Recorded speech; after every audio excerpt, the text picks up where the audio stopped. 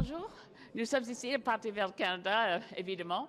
Mon cher collègue Mike Morris, député de Kitchener Centre, et moi-même, Elizabeth May. Nous sommes ici pour expliquer notre vote cet après-midi. We are voting for the block motion for a royal proclamation.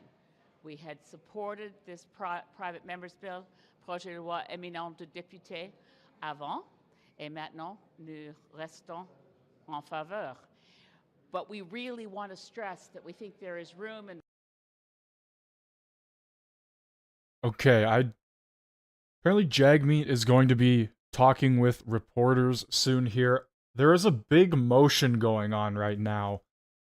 I believe the bloc is really trying to push for the seniors pension security, the age security, and the bloc has been really pushing this, and they tried to push it yesterday, but only a small fraction of the bloc actually voted for it. The rest of them unanimously decided to not vote for this election. So it appears that the bloc might not be all on the same page. I believe that woman that was just speaking here was the leader of the Green Party. I'm not 100% sure on that, because the Green Party kind of just does a whole lot of fucking nothing here in Canada. But as we're currently waiting for question period to start, apparently Jagmeet is going to be talking with reporters, so I guess we'll watch that in the meantime.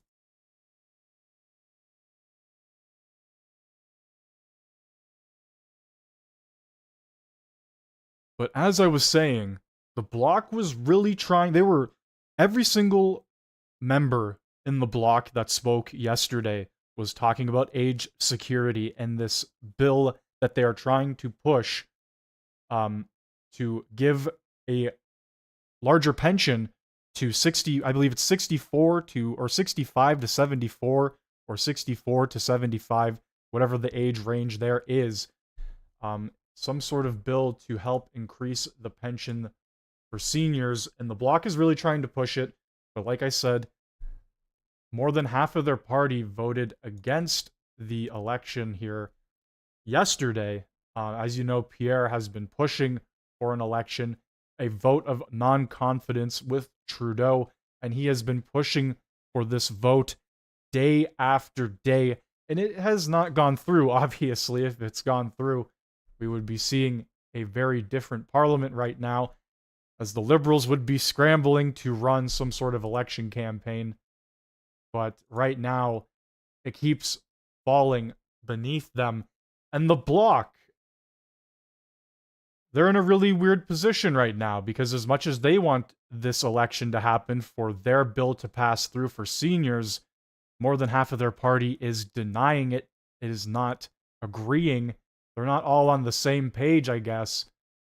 They believe that Trudeau has already done the job that they think is necessary for seniors. I don't know how they could think that, but due to their votes, that would have to say something about what they believe. Jagmeet is still not here, so I'm going to try and just find normal question period for now. Let's see here. Just go to the CPAC site itself. What are your general conclusions? Well,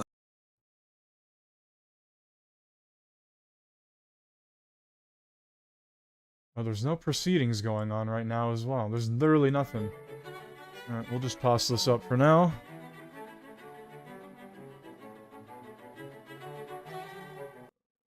Nope, apparently not.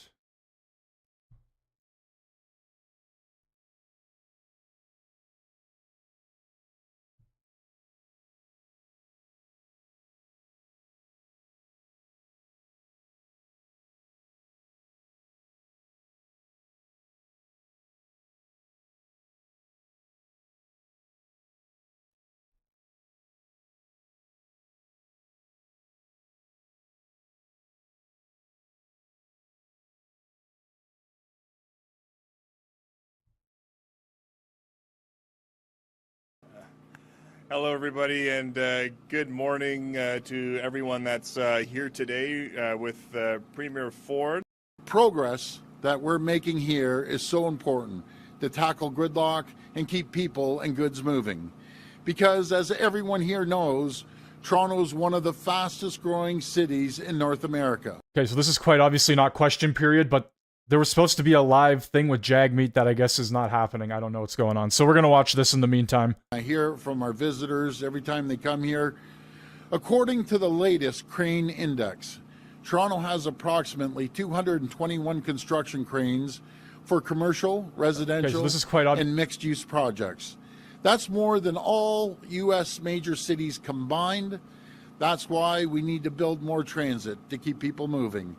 Unlike previous governments that only talked about building, we're getting it done.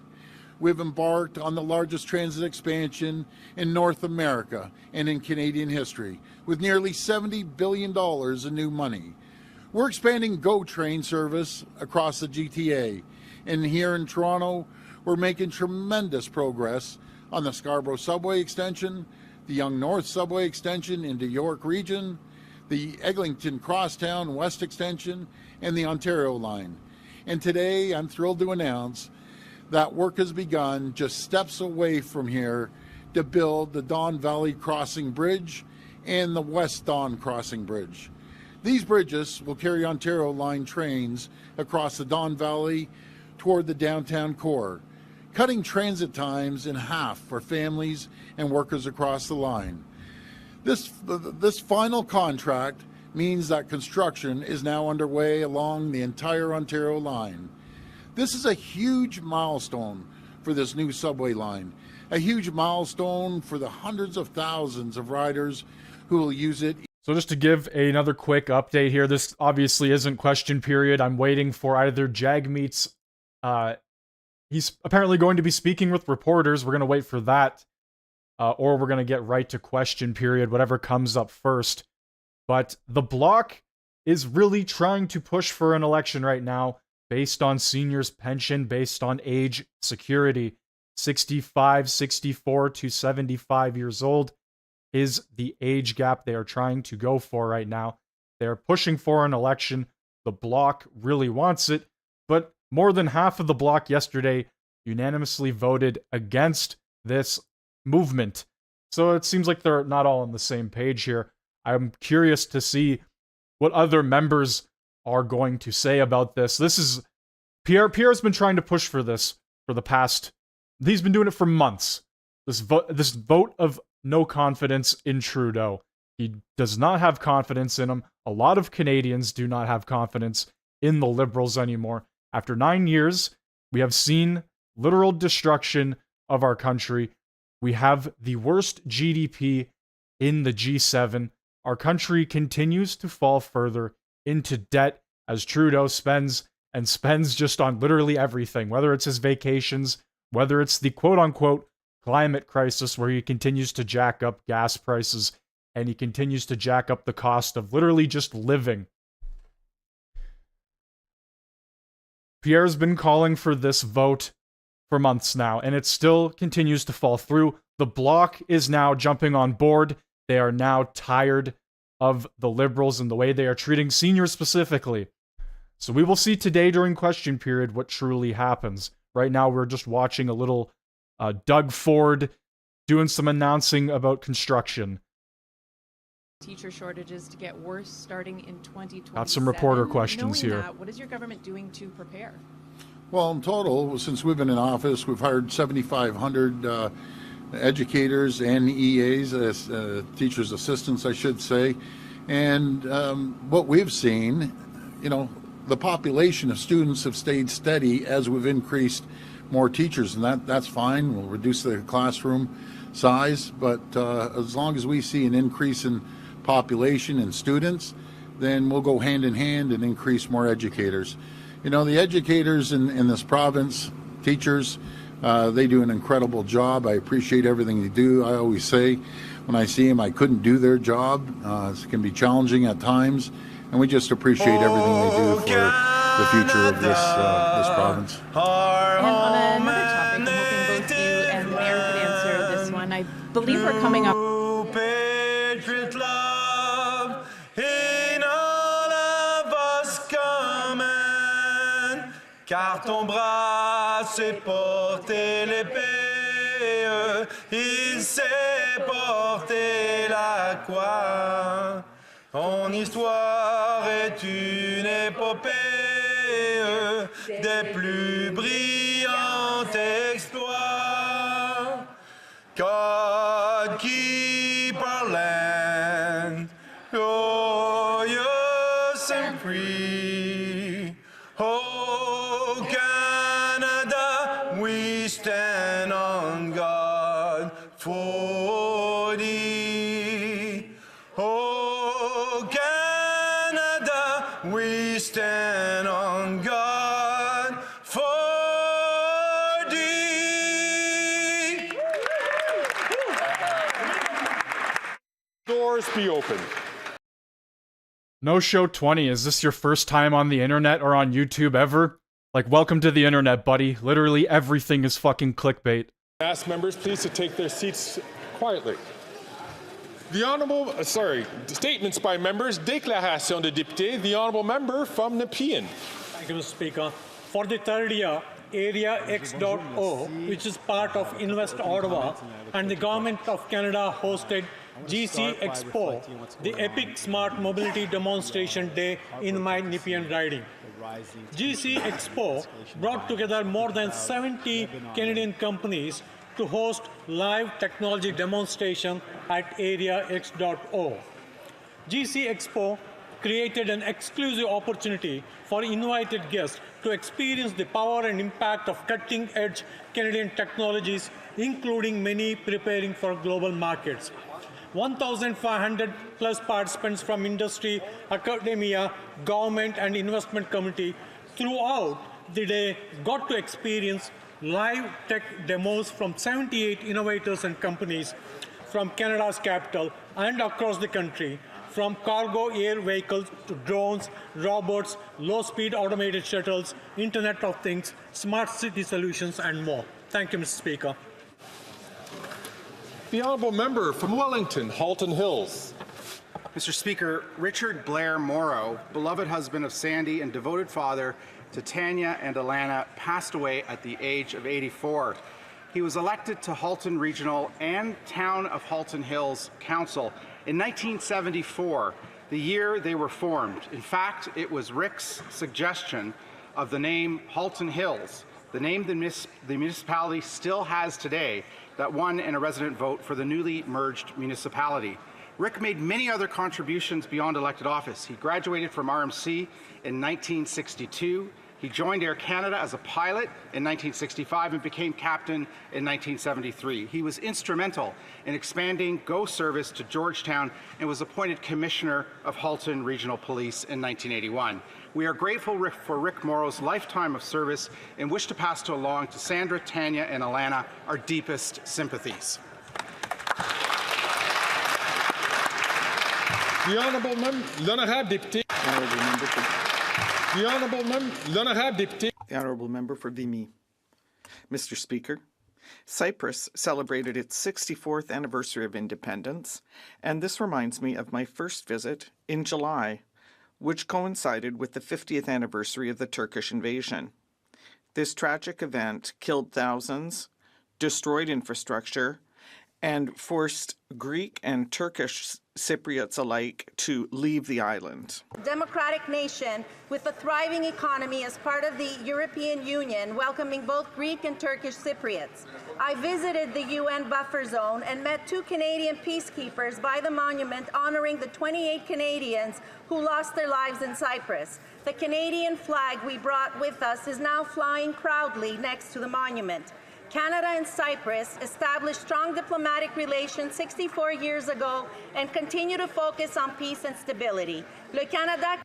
Canada continues to support the efforts of both communities to prove an acceptable path to reunification for an inclusive future, making Cyprus a beacon of hope and prosperity in the region.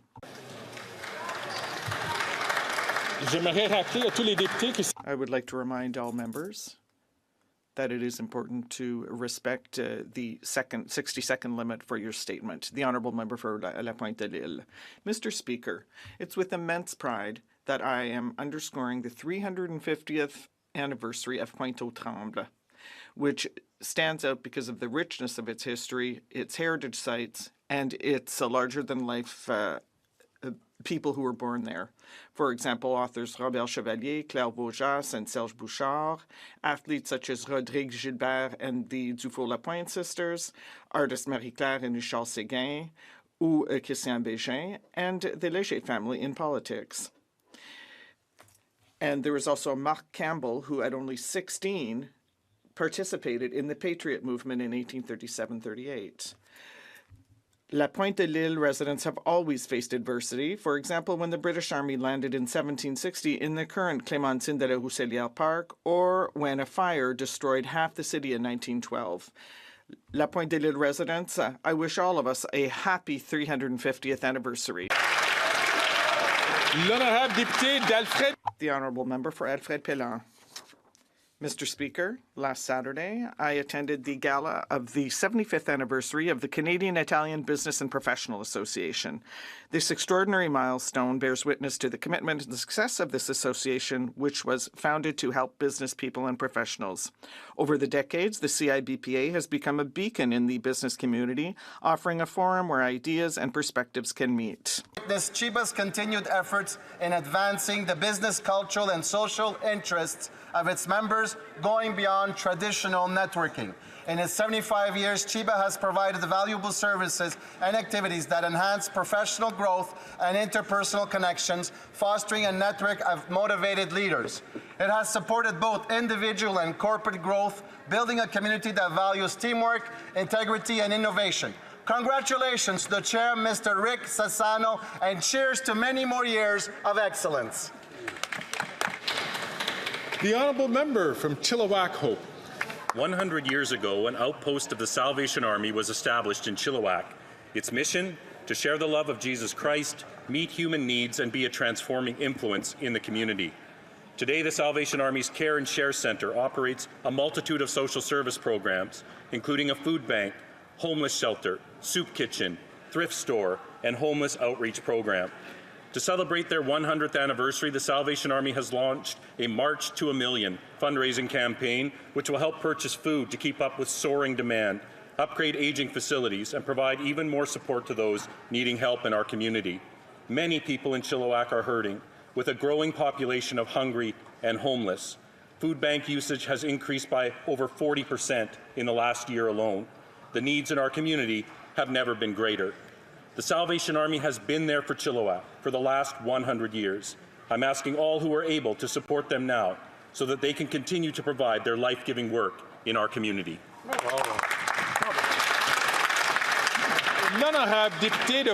The Honourable Member for Pontiac. I rise today in this House to express my gratitude to the former chief of the Kirigan Zibi community.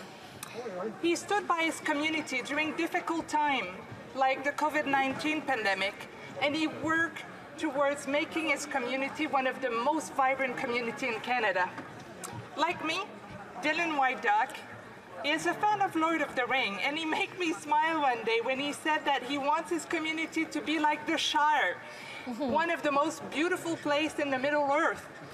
Et j'en profite également pour... And I would also like to warmly congratulate the new... Oh, and what? Let me guess. The Conservatives are Sauron. Okay, look, if we're gonna start using Lord of the Rings quotes and talking about Middle Earth, you better be careful there. To his community, and who will continue to do so. Kirigan Zibi, he will make it one of the most beautiful places in the Outaouais region. Thank you. The Honourable Member from Vancouver, Granville. Mr. Speaker, I rise today to express my heartfelt gratitude to the Hellenic community in Vancouver, Granville. With a proud history that spans over a century in Vancouver, Granville, this community has profoundly enriched our country and Vancouver's cultural landscape. I was especially honored to have received this past weekend their highest award of honorary lifetime membership. This recognition also reflects the collective commitment of Vancouver Granville's Hellenic community to unity, compassion, and resilience, traits that make us proud as Vancouverites and as Canadians. Mr. Speaker, the Hellenic community of Vancouver's commitment to philanthropy and community service, of providing a space for so many diverse groups to gather, is a testament to the great things we can all do when we come together. Their commitment to community reminds us of the importance of helping those in need and ensuring no one is left behind. As we seek to build a more inclusive Canada, Mr. Speaker, let us celebrate and learn from Vancouver Granville's Hellenic community. Thank you. The honourable member from Charleswood St. James, Assiniboia Headingley. Tonight at sunset marks the beginning of Rosh Hashanah, the Jewish New Year. Rosh Hashanah is one of the most important holidays in the Jewish calendar. This holiday allows family and friends to come together to appreciate the struggles and triumphs of the previous year, as well as to reset and refocus on the year ahead. It's a time of hope and encouragement that has inspired Jewish people for millennia, comforting them even in times of unimaginable hardship. Rosh Hashanah is particularly important this year as the Jewish community faces so much uncertainty and hatred. In the 10 days leading up to Yom Kippur, I hope that not only the Jewish community, but all of Canada commits to fighting hatred and anti-Semitism. To everyone celebrating Rosh Hashanah, Shana Tova Umetuka. To you and your family, Canada's Conservatives wish you a peaceful and prosperous New Year.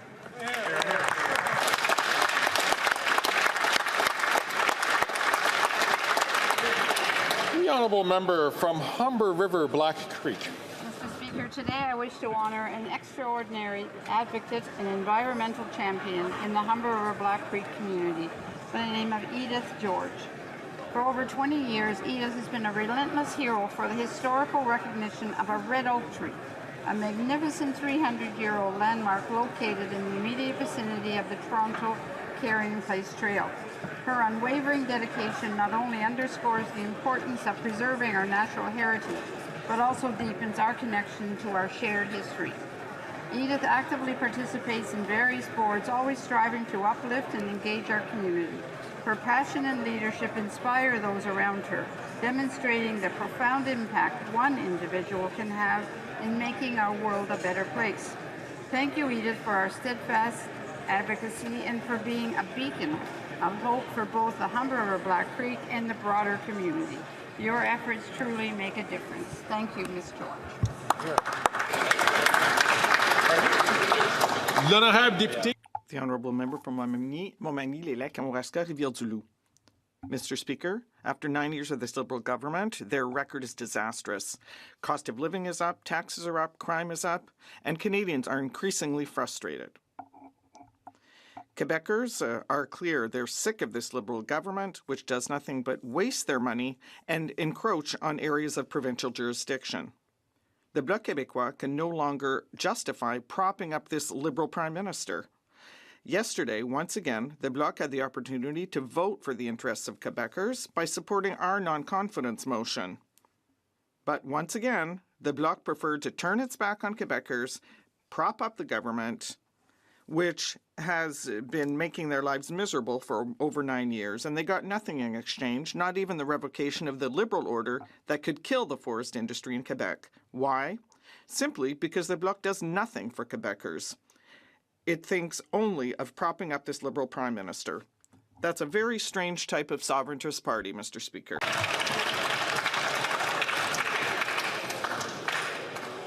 À l'ordre, s'il vous plaît. Order. Member from Northumberland, Peterborough South. Mr. Speaker, after 9 years of this NDP Liberal government, taxes are up, costs up, crime's up, time's up. Canadians are fed up with this government's economic vandalism. Since 2019, Canada's GDP is down 2% per capita, whereas in the U.S., it's up by 8%. Trevor Tombe, economist, wrote that if Canada had simply kept pace with the U.S. over the past 2 years, our economy would be 8.5% larger. That means every Canadian would be $6,000 richer. Mr. Speaker, enough is enough. A common-sense Conservative government will reverse this economic vandalism, bring home powerful paychecks, cut taxes, red tape, and deliver powerful paychecks for Canadians. A common-sense Conservative will fix what Liberals broke and restore the promise that is Canada. The Honourable Member for Saint-Léonard, Saint-Michel. This week from October 7th to 11th, Malnutrition Awareness Week will be taking place. Malnutrition is a serious challenge which has deep and long-lasting developmental, economic, social, and medical impacts on individuals and communities. From undernourishment to poor diet, millions of children across the world suffer serious consequences each year. In Canada, our government was quick to take decisive action in order to address this problem through our national school food program, which allows thousands of children to go to school with a full tummy and to achieve their full potential. My bill, C-252, is also an important step towards a future where all our children will be able to receive high-quality food to protect their health and their future. There is still more work to be done, Mr. Chairman, and therefore let's continue to improve and promote healthy dieting.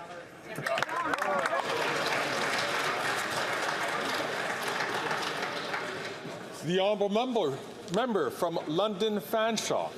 Today I join with Londoners to celebrate the 20th anniversary of My Sister's Place, which provides a safe and inclusive centre that supports women and those who identify as women.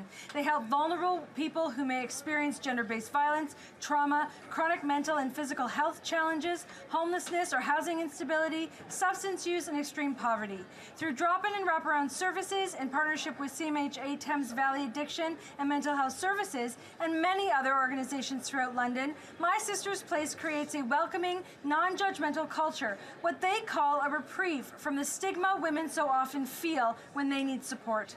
I cannot thank the incredible workers, volunteers, and supporters of My Sister's Place enough. For the past 20 years, you have been the heart of our community. You welcome women in with such warmth and open arms. You provide a sympathetic ear, a shoulder to cry on, supports to get people into safety, into shelter, into programs. You show such kindness and generosity of spirit. Thank you and congratulations.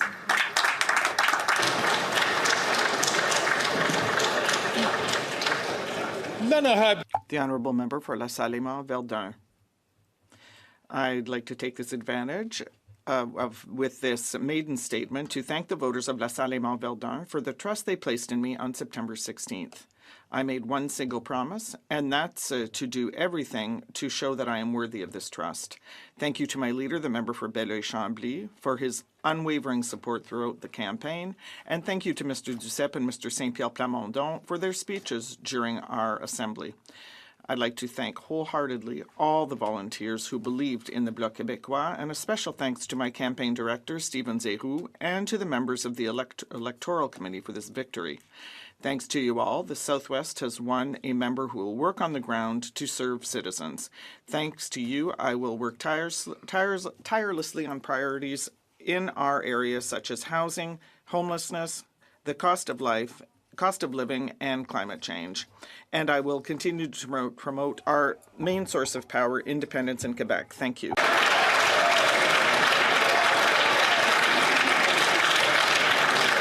The Honourable Member from Leeds, Grenville, Thousand Islands and Rideau Lakes. This week, Parliament has ground to a halt with Liberal corruption. No government bills are being debated. The Liberal Prime Minister, who said his government would be opened by default, is now causing the House to deal with his own Liberal government withholding documents from the RCMP that they've been legally ordered to produce. Why would the Liberals do that? Well, it's a case of hundreds of millions of taxpayer dollars stolen in countless conflicts of interest by Liberals appointed by that Liberal Prime Minister. Common sense Conservatives won't stop until the Liberals turn over all of the documents to the RCMP. And then we have the Liberal minister from Edmonton's business partner in breach of a House order for refusing to turn over key documents and provide answers on the infamous other Randy. Evidence ordered by a House committee proved the falsehood from the Liberal minister from Edmonton that he wasn't communicating with his business partner, and we know that that is against the law. Canadians don't have confidence in this Prime Minister, twice found guilty of breaking ethics laws himself. It's time to call a carbon tax elections so Canadians can fire these corrupt Liberals and Conservatives can restore accountability.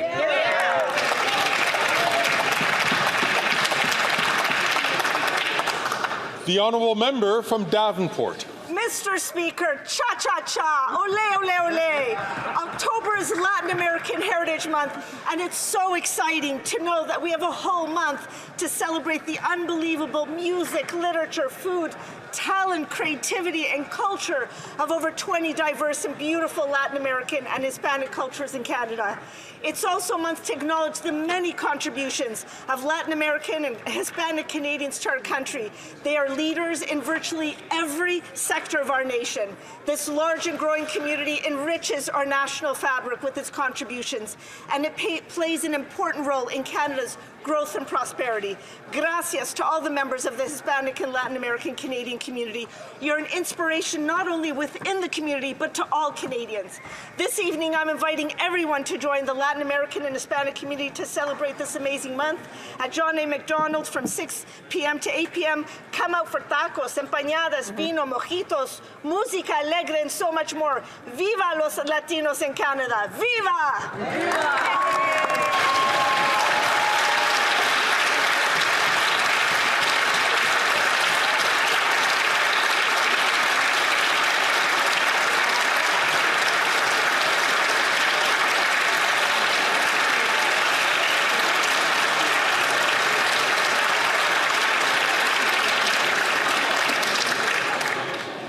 I'm certain all members would like to get back on their feet, as I have the honor to inform the House that the Clerk of the House has received from the Chief Electoral Officer a certificate of the election and return of Ms. Dance, member for the Electoral District of Elmwood-Transcona.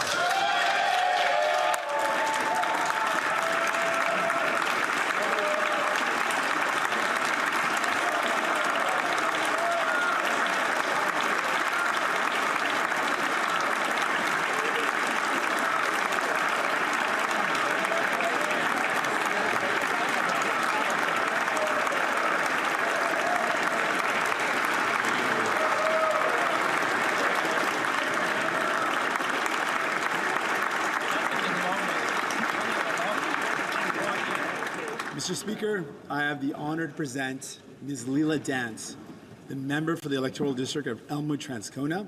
She has taken the oath, signed the roll, and now claims the right to take her seat. Member, take her seat.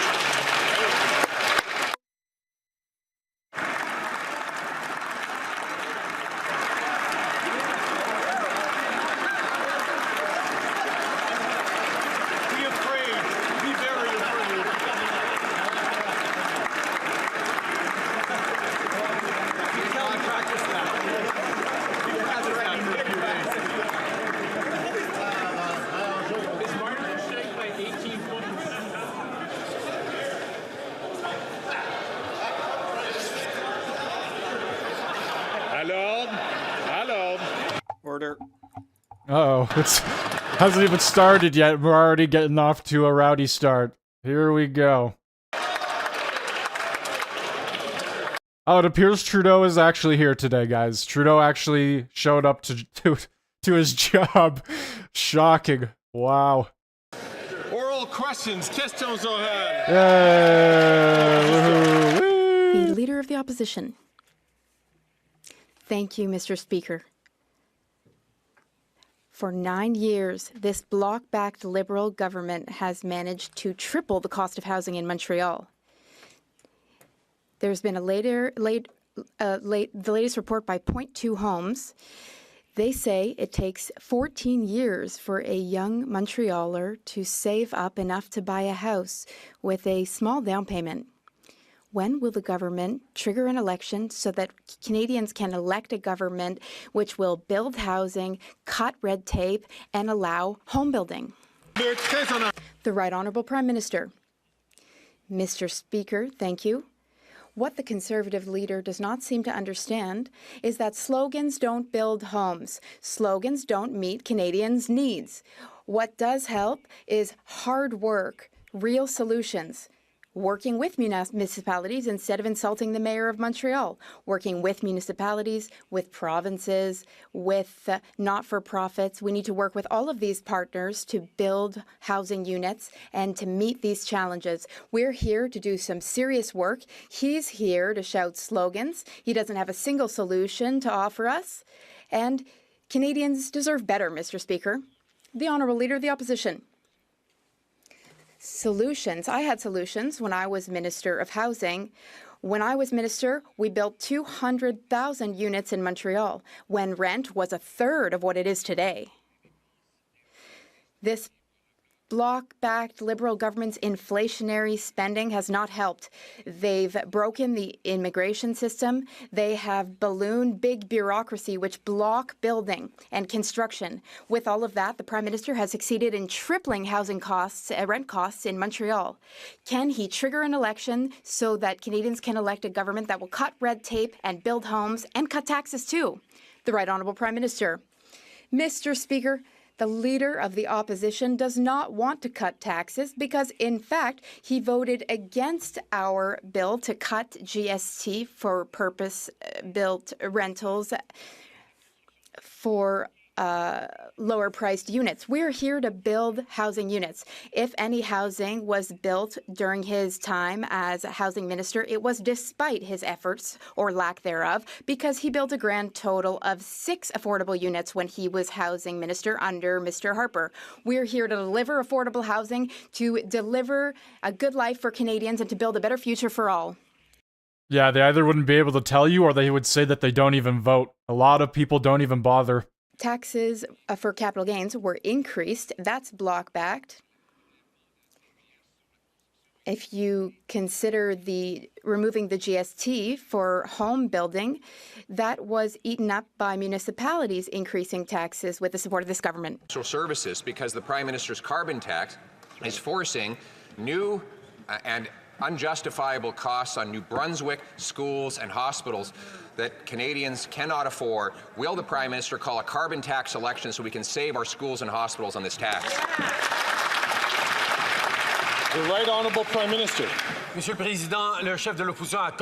Speaker, the Leader of the Opposition started by talking about his opposition to new taxes on capital gains because, once again, the Conservatives are here to defend the ultra-wealthy and cut services for everyone else. Talked again about his opposition to our bringing in an increase on capital gains, because we know that asking the wealthy to do a little more so we can deliver more homes for young Canadians to build that future is what we need to do. But the Conservatives continue to be there with cuts for taxes for the wealthiest, cuts of services for everyone else. The Honourable Leader of the Opposition. The Prime Minister is hiking taxes on home builders, on doctors, on job creators, and on farmers. And he's also raising taxes on hospitals and schools. The New Brunswick Premier is taking this Prime Minister to court because of the unconstitutional quadrupling carbon tax and the costs it will impose on snowplows, ambulances, heating hospitals and schools, meaning the loss of countless police officers, nurses, doctors, and teachers. Instead of defeating the carbon tax in court, why can't we have a carbon tax election so Canadians can axe the tax? The Right Honourable Prime Minister. Mr. Speaker, for the past number of years, multiple Conservative premiers have gone after the price on pollution in courts, and they lost at the Supreme Court. The Canadians have decided that price on pollution is the right thing. We've won multiple elections on that because Canadians know that the only way to build a strong economy is to fight climate change at the same time. The Leader of the Opposition doesn't get that, doesn't accept that, doesn't understand that abandoning the fight against climate change would hurt Canadians, would hurt our institutions, would hurt people and economic growth right across the country. The Honourable Leader of the Opposition. Mr. Speaker, and he concealed from both the courts and from Canadians his plan to quadruple the carbon tax to 61 cents a litre. Now, Premier Scott Moe of Saskatchewan says that this will hit schools with $204 million in carbon taxes and hospitals with $175 million in carbon taxes, meaning we will lose doctors, teachers, and other necessary workers serving Canadians.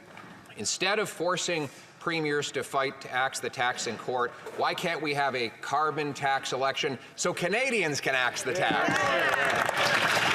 The Right Honourable Prime Minister. Mr. Speaker, the Conservative Leader is proposing that we abandon all the fight against climate change.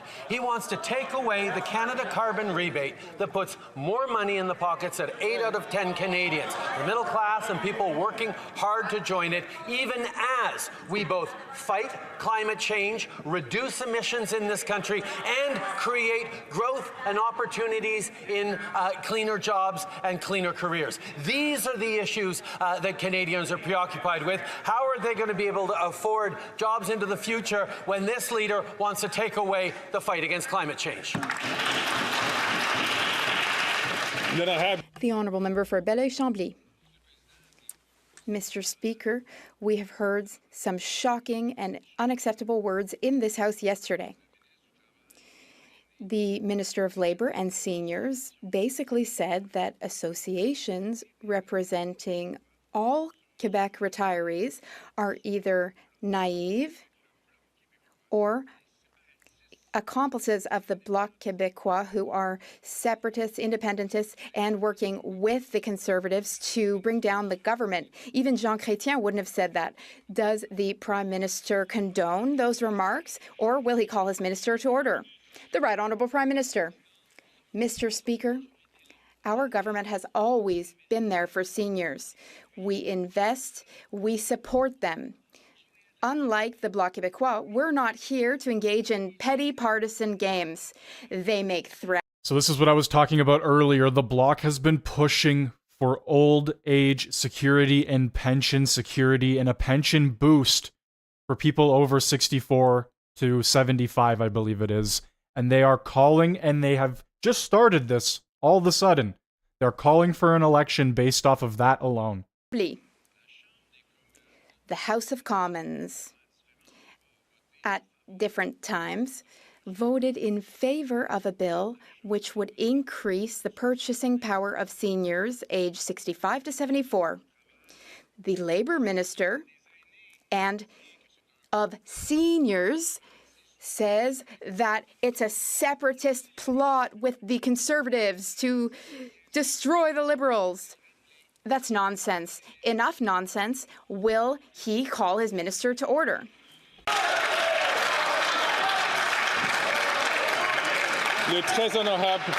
The Right Honourable Prime Minister. Mr. Speaker, let's all remember that when our government chose to bring the retirement age back down to 65 from Mr. Harper's 67 years, the Bloc Québécois voted against it. They voted against seniors. When we decided to increase the GIS for the most vulnerable seniors, how did the Bloc Québécois vote? Against seniors. When we chose to invest in dental care, which has now helped over 800,000 Canadians, many of whom are Quebecers, how did the Bloc Québécois vote? Against seniors. Honourable member from Burnaby South. New Democrats believe in lower rents, not higher. When the Conservatives were in power, they let big, greedy corporations buy up affordable homes and convert them into luxury cash cows. They allowed that to happen over 800,000 times. I will ban it. But the Prime Minister allowed it to happen over 370,000 times. Every single time that happens, that means a family gets evicted. That means rents go up. Why? Hear, hear. The Right Honourable Prime Minister. Mr. Speaker, over the past number of years, we have worked hand in hand with municipalities and provinces, nonprofit organizations, not only to build more affordable homes, but to ensure that homes that were built as affordable apartments or homes get to stay affordable long into the future. We've done that with funds put forward to purchase by nonprofit organizations deeper affordable homes, also to move forward on public lands that will be converted to affordable homes and kept affordable for decades and even a century to come. These are the kinds of things that we're going to continue to do and focus on in this House. The Honourable Member for Burnaby South. Conservative leaders, chief advisors, also the chief lobbyists for corporate landlords. But what's the Prime Minister's excuse? For decades, Liberals and Conservatives have failed to ensure Indigenous communities have safe and affordable places to call home. Now, over 300,000 Indigenous people live in unsuitable housing.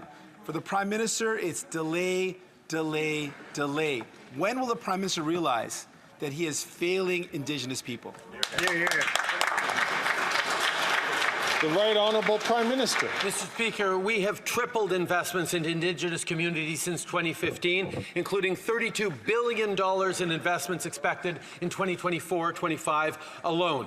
We're moving forward on investing in and with Indigenous communities to build more homes, to create more economic opportunities, to create the kinds of partnerships that I got to see just a couple of days ago in Inuvik, where the Inuvialuit are moving forward on ambitious plans for the future. This is reconciliation in action, not just pretty words, but actions that are actually delivering for Canadians. There's lots more to do, but we're going to keep delivering for Indigenous. The Honourable Leader of the Opposition. The NDP Liberal government is not worth the cost of food. The food professor estimates that between 2022 and 2025, the cost of food will be up 34%. That's a time that coincides exactly with the NDP Liberal coalition. Coincidentally, the NDP leader's chief spokesman and brother, his company is a lobbyist for Metro. But the food professor blames the increase on carbon taxes on farmers and truckers who bring us our food. Before Canadians go hungry, why won't the Prime Minister allow a carbon tax election so Canadians can axe the tax? The Right Honourable Prime Minister. Mr. Speaker, farmers across this country are feeling the impacts of the extreme weather events that come from climate change, whether it's droughts or wildfires or floods. We are seeing the costs of climate change every single day. And we put forward a price on pollution that not only brings down emissions and creates more solutions and economic growth, it also puts more money in the pockets of 8 out of 10 Canadians right across the country. It's the Parliamentary Budget Officer who says that. We're going to continue to fight climate change while the leader opposite wants to abandon the fight against climate change. The Honourable Leader of the Opposition. The Prime Minister loves to blame the rest of the world for the rampant food price inflation here at home. But the food professor proves that narrative false. He has calculated that food prices have risen 36% faster in Canada than in the United States of America. What does Canada have that the Americans don't have? 2 words: carbon tax. So instead of forcing Canadians to line up at food banks, why won't he let them line up to vote in a carbon tax election? The Right Honourable Prime Minister. Mr. Speaker, I didn't dare say anything after the last question because I sort of couldn't believe my ears. But here we have the Leader of the Opposition actually quoting some sort of expert, which is a brand new thing for this House of Commons. To rely on facts and data is an excellent thing to hear. Now, perhaps the Leader of the Opposition will listen to the hundreds of economists and scientists who have pointed out that putting a price on pollution, particularly one that puts more money back in the pockets of the middle class and those working hard to join it, is really the doesn't. best way to both fight climate change and grow the economy. But the leader opposite, he just wants to play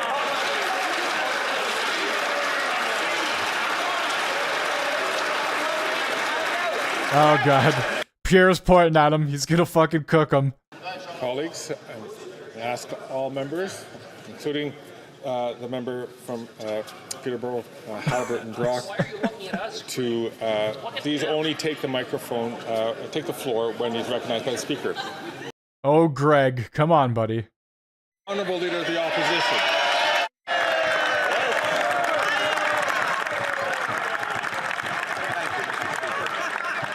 And I've got some more expert information for the Prime Minister from the food professor Sylvain Charlebois, who finds that 13% of Americans live in food insecurity, while here in Canada it's 23%. In other words, Canadians are twice as likely to live in food security after food price of inflation has been 1/3 higher under this Prime Minister's carbon tax regime. Again, instead of blaming others or forcing Canadians to go hungry, why not a carbon tax election so that Canadians can axe the tax and afford their food? The Right Honourable Prime Minister. Mr. Speaker, while the Leader of the Opposition is playing politics, we're focused on delivering solutions. We are delivering a national school food program that's going to help 400,000 kids have fuller bellies at schools across the country and save Canadian families $800 a year on grocery bills. And if the Leader of the Opposition actually cared about food security in this country, you might imagine he'd have voted for that. Instead, not only did he vote against it, he pretends it doesn't exist. He pretends it hasn't happened. He's gaslighting Canadians on the things we're doing to fight affordability challenges. Instead, he's just offering political games. I don't know about that, Trudeau. A couple people behind you don't look like they have much confidence in what you're saying. Holy fuck. It hasn't served a single ham sandwich, not a single bowl of Kraft dinner, not even a piece of broccoli has been forced upon an unwilling kid. Mr. Speaker, this is meant to feed bureaucracy, not feed kids. Meanwhile, there's a 42% increase in the food bank use in Mississauga, and 2 million Canadians are lined up at food banks. 1/4 of children are going hungry after 9 years of his carbon taxes. Why can't we have a carbon tax election? Record-breaking lines at food banks. Mr. Speaker, if the Leader of the Opposition actually cared about vulnerable Canadians, he'd be offering solutions, not just more politics. He stood against the price on pollution. Colleagues, we're going to ask the Right Honourable Prime Minister to start from the top. Mr. Speaker, this campus conservative turned career politician doesn't actually care about Canadians.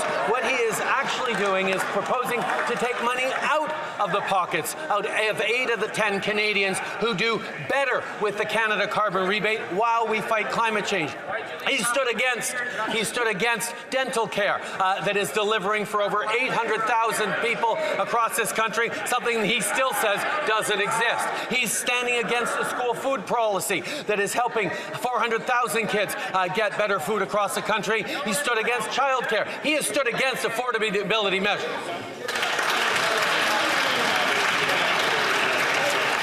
The Honourable Leader of the Opposition. Mr. Speaker, when you quadruple the tax on the farmers who grow the food and on the truckers who ship the food, you tax all who buy the food.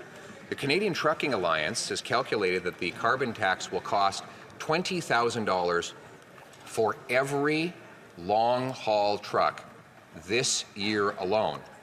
Now he wants to quadruple the tax, which will grind those trucks to a halt, meaning empty shelves in grocery stores, no parts for factories, and no paychecks for our workers. Instead of doing that, why not call a carbon tax election so that Canadians can axe the tax and save our economy? The Right Honourable Prime Minister. Mr. Speaker, I suspect that, like me, you have noticed that the Leader of the Opposition is particularly full of shameless slogans today. The reality is he has nothing to offer Canadians. He has nothing but political slogans and easy attacks on politics. No actually moving forward on delivering on programs that are going to help Canadians. No stepping up to put more money in people's pockets. He's offering tax breaks for the wealthiest and cuts for services and programs to everyone else. That's not what Canadians need right now. The Liberals always cry about personal attacks, but Trudeau just delivered one in his last sentence there. Before he stood up, the last time he was talking. They always talk about that. They always say the Conservatives deliver personal attacks. And it's rich to hear him actually deliver an attack himself. And I would suggest that we don't go that close to the line. The Honourable Leader of the Opposition. Order! Yeah, Greg definitely got in shit because he's taken nothing now. He's yelling at people. Mr. Speaker, every time I mention a carbon tax election, he becomes so panicked and erratic that he loses control of himself and starts spitting out incomprehensible insults. But Canadians deserve us focusing on them. The fact that after 9 years of this NDP Liberal government, we have 2 million people lined up at food banks, a record-smashing number. After 9 years, 1 in 4 kids are going to school hungry. Before more kids go to school hungry, why can't we have a carbon tax election so that Canadians can axe the tax and afford their food? The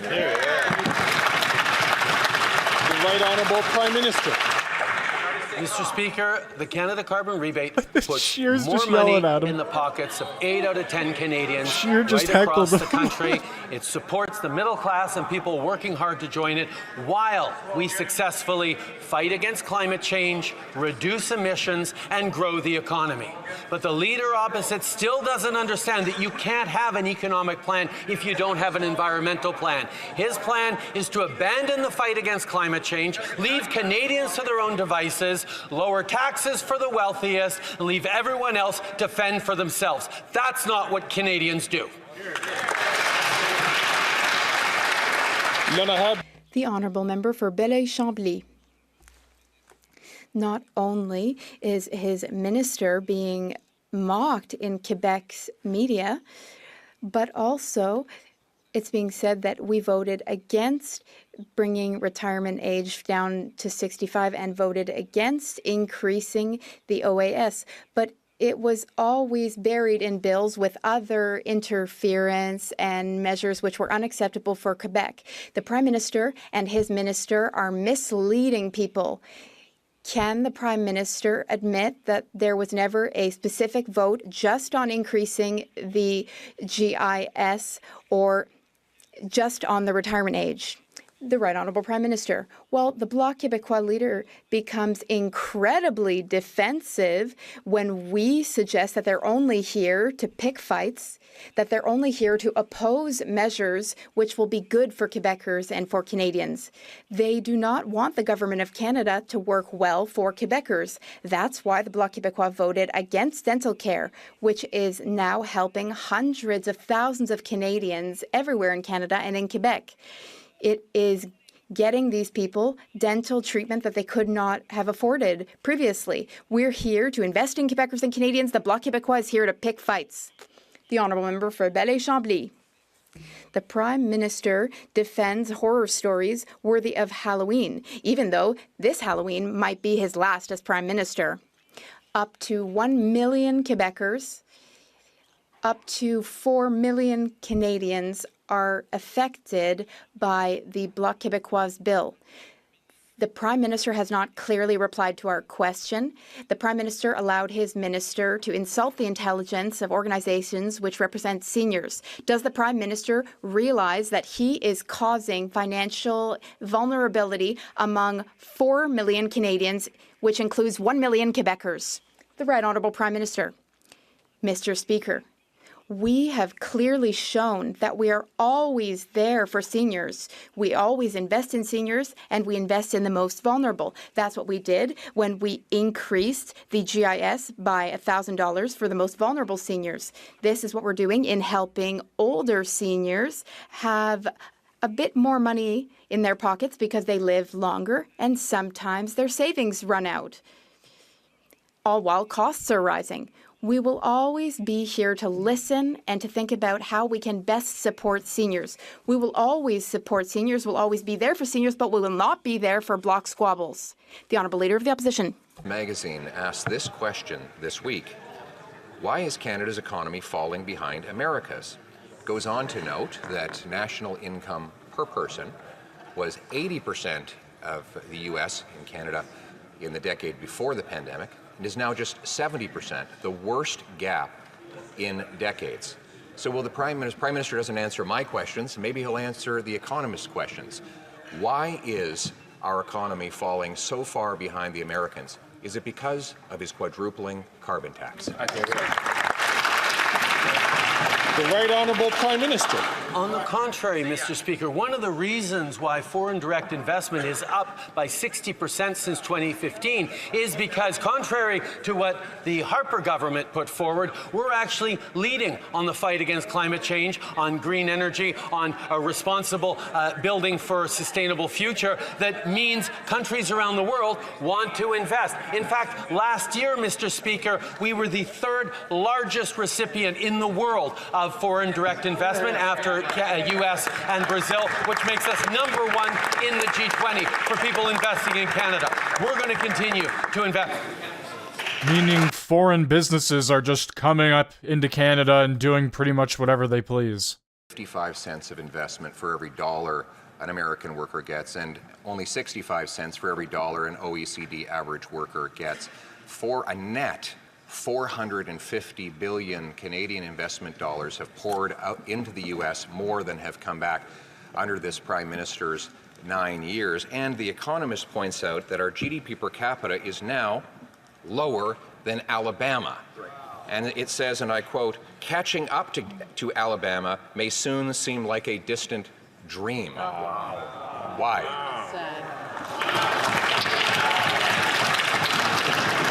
The Right Honourable Prime Minister.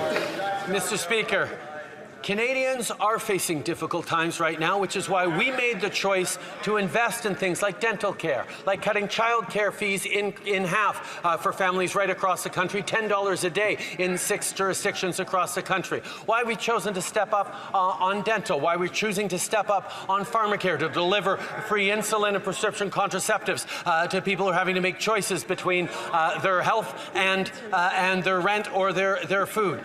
These are the things we're choosing to make because we are putting the best balance sheet in the G7, the lowest deficit in the G7, in service of Canadians who need support.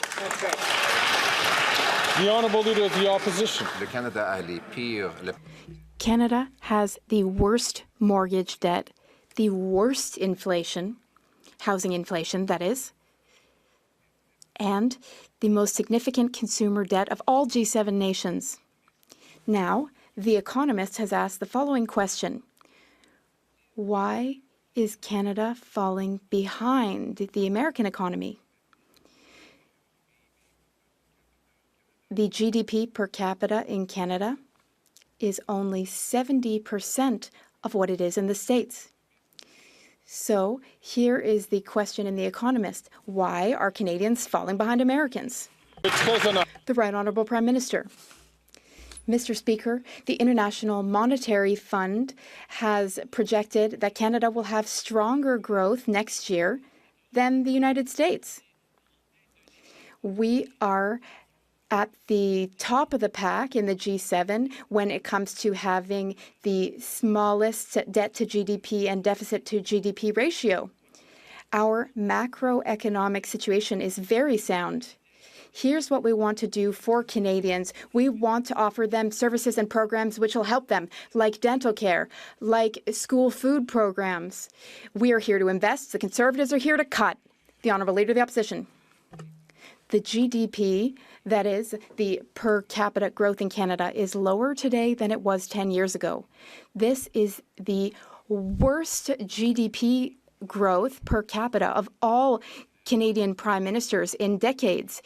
There's also been the most significant consumer debt of all G7 countries, and now our GDP per capita is lower than Alabama's, Mr. Speaker. That's really bad. That is really bad if that is true. If we're worse than Alabama, holy shit, dude. Mr. Speaker, our population growth has been stronger than that of other G7 countries. That has also led to positive things. Our economy has grown. Our growth is speeding up. We're projected to grow our economy faster than the United States next year. We also have the best budget situation of all G7 countries. We are not opting for austerity and cuts like the Conservatives do. We prioritize the programs and services that Canadians need because I wonder why they're projecting that Canada is going to do better than the States next year. Mr. Speaker, homelessness kills. It's not a picture, but it's a sad reality. People are dying in the streets. And that's why the federal housing advocate urged this Liberal government to take concrete action on the encampment crisis. Since then, nothing at all. The minister has done nothing. People are still spending the nights in their cars or on the street. It's a real crisis, but not for this government. What will it take for the Liberals to provide a roof, a bed, and security for the homeless across this country? The Right Honourable Prime Minister. Mr. Speaker, we have invested hundreds of millions of dollars in municipalities across the country to help them invest and support people who are homeless. We are taking action, Mr. Speaker, but we understand that this is a shared jurisdiction between the provinces, municipalities, and yes, the federal government. Yes, we can be here to invest, which is what we're doing. No one should have to sleep in the street in Canada, and that's why we're here to make the necessary investment with the municipalities and provinces. Unfortunately, it's something that the Conservatives want to cut. The honourable member from Nanaimo, Ladysmith. Cette réponse est clairement pas assez. Mr. Over 2,600 veterans in Canada without a home. Legions and community organizations in Nanaimo Ladysmith are doing what they can, but need the support. Shamefully, the Liberals promised funds in the 2022 budget, yet veterans have yet to see a dime. Liberals break promises and Conservatives cut help. Veterans and their families deserve better. Why is the Prime Minister, like Conservatives, okay with leaving veterans in the cold? The Right Honourable Prime Minister. Speaker, when the Conservatives nickeled and dimed veterans and shuttered veteran services offices, we not only reopened them, but we invested tens of billions of dollars in more supports for veterans right across this country. We've continued to work with veterans organizations, with municipal authorities to deliver on more housing, on greater supports for veterans. We know there's more to do, but we have invested tens of billions of dollars in this issue, and we will continue to be there for veterans, unlike Conservatives that keep using them for photo ops and nickel and diming them at the same time. The honourable member from Scarborough Agincourt. 27% of the residents in my riding of Scarborough Agincourt are seniors. They remember when the previous government cut their pensions, increased the retirement age, and made life more difficult for them. Since 2015, our government has provided much-needed relief for seniors. Can the Prime Minister remind Canadians of the concrete vision we have taken to support seniors across the country? Good question. Thank you, the Right Honourable Prime Minister. Mr. Speaker, I thank the member for Scarborough Agincourt for her question and her hard work. She's right. Seniors remember the Harper era. One of the very first things we did when we got elected was to restore retirement age to 65 after the Conservatives raised it to 67, and we monumentally boosted seniors' benefits, both GIS and OAS. And today, 800,000 Canadians, many of them seniors, have been able to see the dentist thanks to our dental care program. While the opposition leader would bring seniors back to the Harper era, we've chosen fairness for every generation.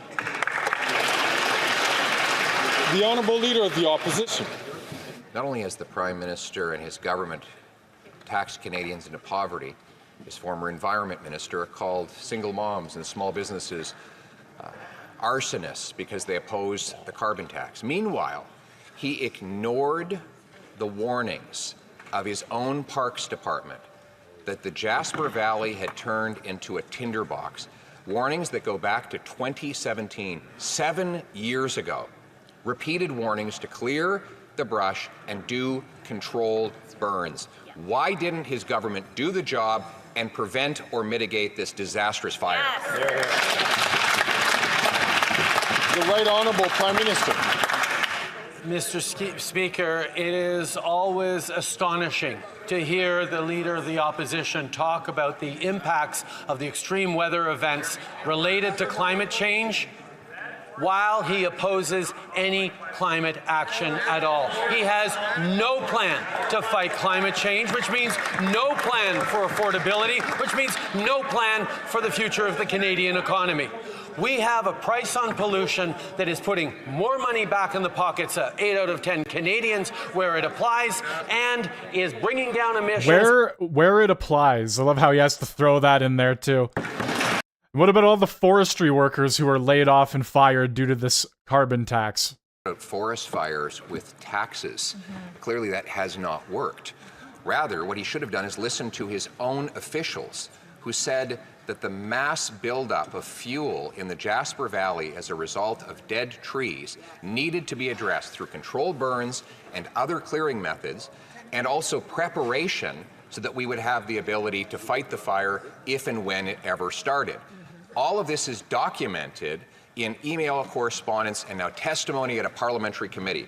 Instead of taxing Canadians into poverty, why didn't he fight forest fires?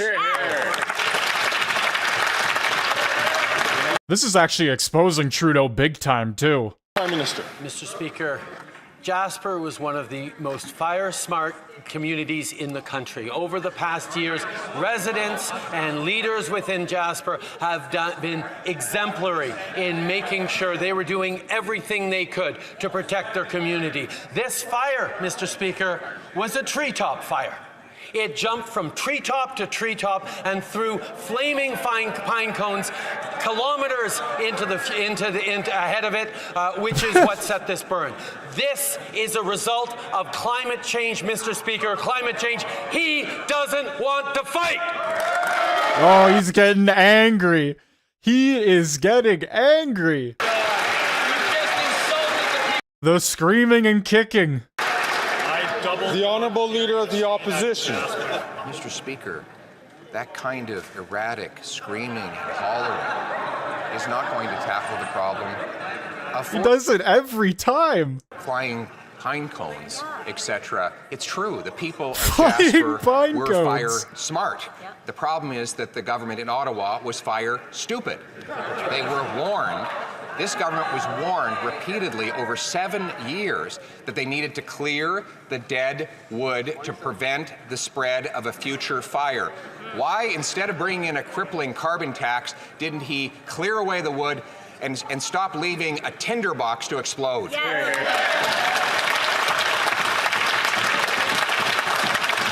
Right Honourable Prime Minister.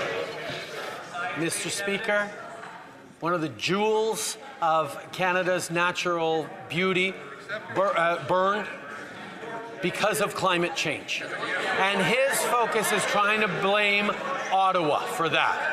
That, Mr. Speaker, is completely irresponsible and shameful. But we have all seen that from this Conservative leader, who would rather try and rile people up and point figures than actually try to solve any of the challenges Canadians are facing, either today with affordability or tomorrow with climate change. That's not leadership. The Honourable Leader of the Opposition. I'll tell you what's not leadership. I'll tell you it's not leadership. That in February of this year, email correspondence within his government confirmed that they were canceling a controlled burn specifically for political optics. They did not want to do controlled burns. They did not want to do the same kind of forest management and maintenance that Indigenous people had done for thousands of years, and that had been recommended by both people on the ground and officials in the department. The reality is he didn't do his job. He should be accountable and explain why he let the valley go up in smoke and used a carbon tax to hide behind. Guys, if you're watching right now, this is pretty big stuff that's coming out. If this is all true, Trudeau, lack of care for Jasper National Park, this is massive. Droughts and rising temperatures. And all he can do is go and blame climate change. He's not taking any fault for his actions. For a mechanical removal of underbrush instead of flaming them, instead of setting them on fire, might be a better option. Mr. Speaker, the attack on experts, the attack on science... Well, it clearly wasn't a better option because the entire park caught fire. In fighting Everything is gone. climate change with everything we have, then there will be no economy of the future. There will be no Jasper to rebuild. There will be no future for Canadians. Wild for him to say that. The actions he took has single-handedly caused the forest to burn. So he can continue to try to deliver. C-282 on supply management has been at the Senate for a year and a half. There's one article, one non-elected Senate. It seems to be controlling the Prime Minister. It's his senators those he appointed that are obstructing it, will he require them to respect democracy and the choice of elected officials? The Right Honourable Prime Minister, Mr. Speaker, on many occasions, just also when we voted for this bill, we would like to reassure and ensure farmers, producers, and all Canadians that we're always going to protect supply management. That's what we're doing, and that's what we're going to always do. By renegotiating all other free trade agreements, we're going to protect supply management. The Senate is independent, Mr. Speaker. It does its work, and we're going to allow democracy to work without interference. But we are always clear, we're going to defend supply management. The Honourable Member for Balaye-Chambly. I always thought that the Prime Minister had a hard time understanding the notion of independence. But I think the issue with all this is that two bills that we're talking about between now and October 29th come from the bloc. Everyone here has already voted for them. When it's an issue, the money is there, the time is there, and the only majority that this Prime Minister has is the majority of members that risk losing their jobs. Can he make sure that democracy shows a little bit of leadership, the little bit he has left? The Right Honourable Prime Minister, Mr. Speaker, we've always worked for Canadians, and we're going to continue to do the work needed. While the bloc is seeking squirrels and playing political games, we're going to continue to deliver for Canadians, for dairy farmers, for seniors, for people who are counting on their government that is here not only to have a salary and have a pension, to be in the opposition. No, we're fighting every day for Quebecers and Canadians. The Honourable Leader of the Opposition. And yet, the Bloc is voting to keeping the Liberals in power, the government that's been the most centralizing in our history. And they interfere with Quebecers' jurisdiction, and particularly with the very radical Liberals that are going to kill thousands of jobs in the forestry sector. The Minister of the Environment in Quebec said that the Bloc has not defended jobs strongly enough in the Quebec regions. Will the Prime Minister call an election so that the future government of the Conservatives can get rid of this decree and defend jobs in the forestry industry? The Right Honourable Prime Minister. Mr. Speaker, every day in this House, the Leader of the Opposition shows once again that he doesn't understand that we can't have an economy without protecting the environment at the same time. And that's exactly what we're doing by working with the forestry industry and the Quebec government. We want to make sure that, yes, we're going to protect species at danger, at risk, and we're also going to protect good jobs, not only for today, but for decades to come. The Honourable Leader of the Opposition. He's not protecting the environment or jobs. 280 workers will be losing their jobs in the Outaouais and elsewhere in Quebec because after 9 years and 3 U.S. presidents, this Prime Minister hasn't been able to solve the softwood lumber tariff issue. So will he call an election to allow Quebecers to elect a government that will reach an agreement and protect jobs in the forestry sector? The Right Honourable Prime Minister, Mr. Speaker, during the NAFTA negotiations, the renegotiations where jobs in aluminum and steel across the country were at risk, we stood up to properly negotiate in the interest of Canadians, while the Conservatives were encouraging us to accept just anything the Americans were putting forward because we had to not irritate the Americans at any cost. We were there for deliver, not to stand down. We are here to work for Canadian workers and for the Canadian economy, and we're going to continue to do so. The Honourable Leader of the Opposition.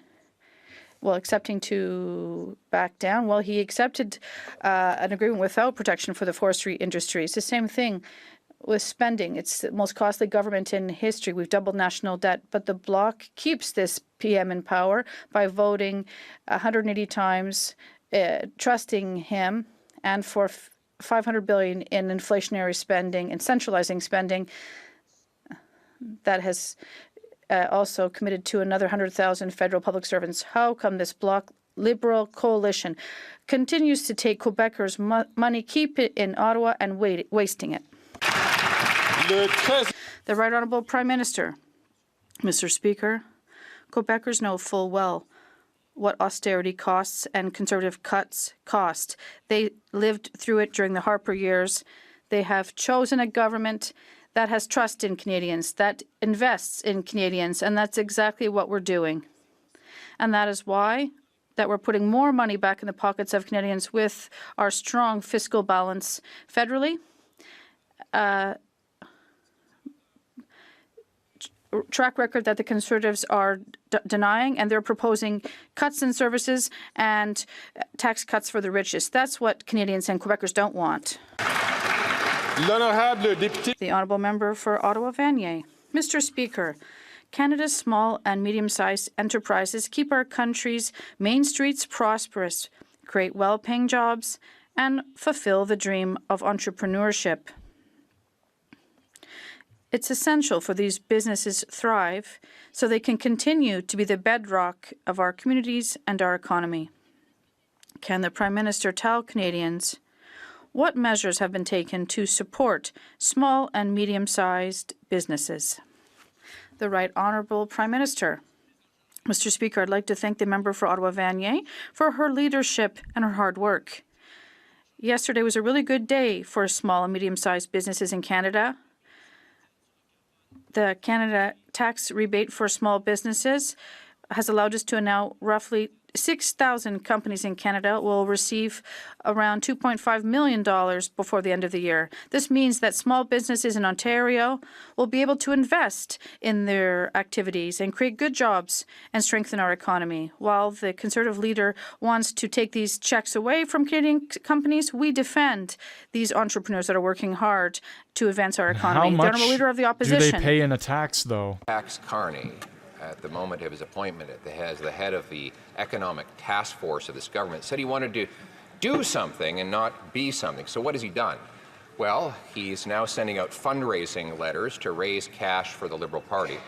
2, he's asked for $10 billion of corporate welfare to help his multinational corporation take over the pension funds of Canadians. And he's got his pal a $2 billion loan.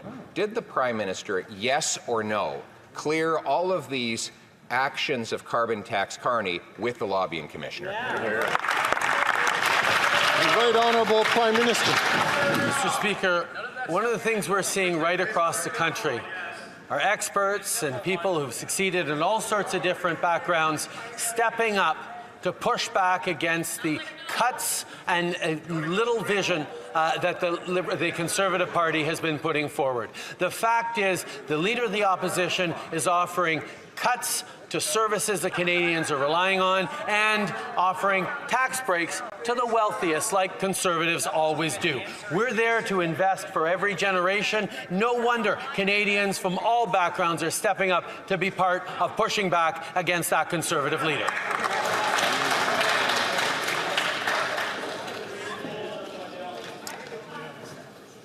The Honourable Leader of the Opposition. You, Mr. Speaker, have said that this Prime Minister is violating the rules of the House by refusing to hand over SDTC documents on a corporate welfare scandal of $400 million that the Auditor General says involved 186 conflict of interest, where bureaucrats, top officials in this Liberal government, were giving millions of dollars to their own companies. Will the Prime Minister hand over the information to the police? And if not, what's he got to hide? The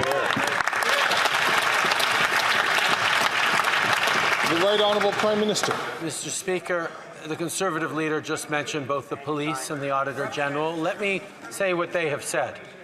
Both the RCMP and the Auditor General have raised concerns about how this motion jeopardizes their independence in serving Canadians.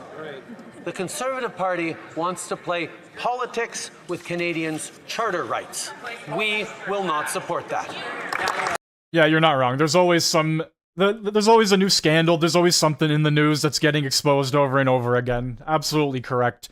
And yeah, Scheer has been heckling the whole time.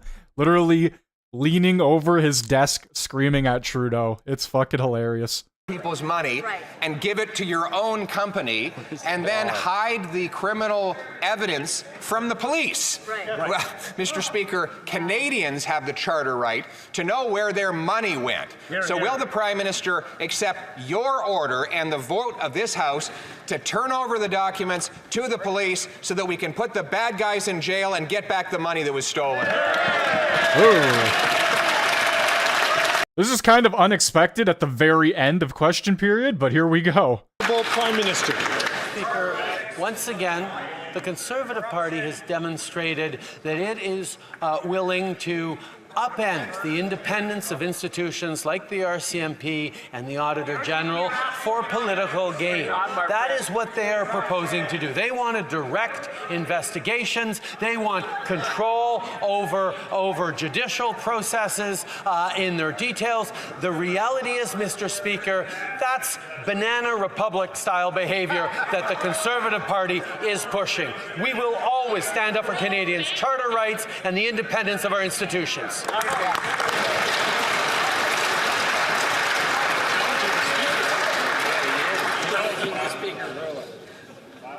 The honourable member from Vaughan Woodbridge.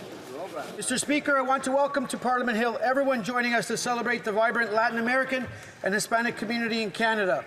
We proudly recognize the contributions of Latinos to every facet of Canadian society, from business and journalism to the House of Commons. Their diverse voices and talents are woven into Canada's social fabric. Can the Prime Minister tell us how our government is honouring the traditions and cultures of fellow Canadians of Latino and Hispanic descent and delivering programs to support families and businesses while growing an inclusive economy? Good question. The Right Honourable Prime Minister. Speaker, I'm happy to thank the member for Vaughan Woodbridge for his question and his excellent work representing his constituents. Many Latin Canadians came here as immigrants or refugees, strengthening our cultural mosaic and contributing to Canada's growth and prosperity. While the Conservatives want to cut supports and programs for Latin Canadians and their families, we are lowering rents and building affordable homes. We're investing in $10 a day child care, dental care, and the Canada Child Benefit. We're supporting businesses and festivals, and we're combating hate with community-driven approaches. Happy Latin American Heritage Month.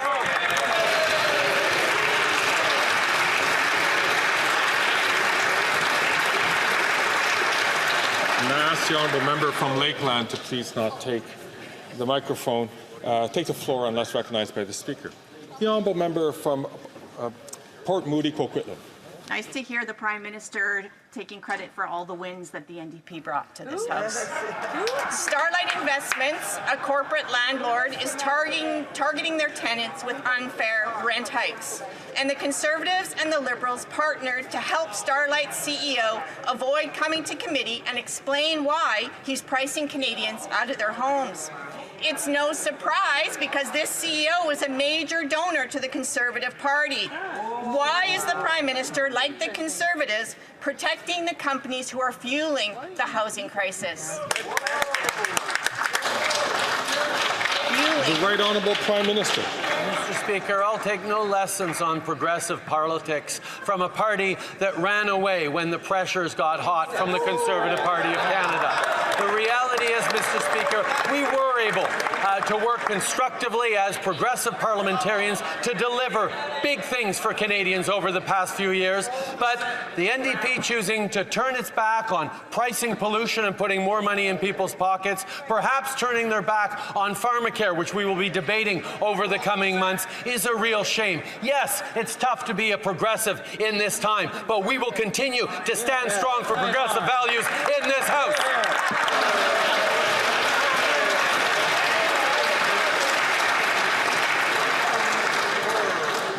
The honourable member from Spadina, Fort York. Mr. Speaker, last year the Minister of International Development defended UNRWA as one of his, quote, trusted agencies, end quote. He didn't even wait for the UN's report on UNRWA's complicity in the October 7th massacre and reinstated funding. This trusted agency is now requesting immunity for staff who took part in the terrorist attack that killed over 1,200 people. The UNRWA was also forced to confirm an employee killed in Lebanon was a Hamas leader. Mr. Speaker, does the Prime Minister share his minister's trust for an agency that employs terrorists?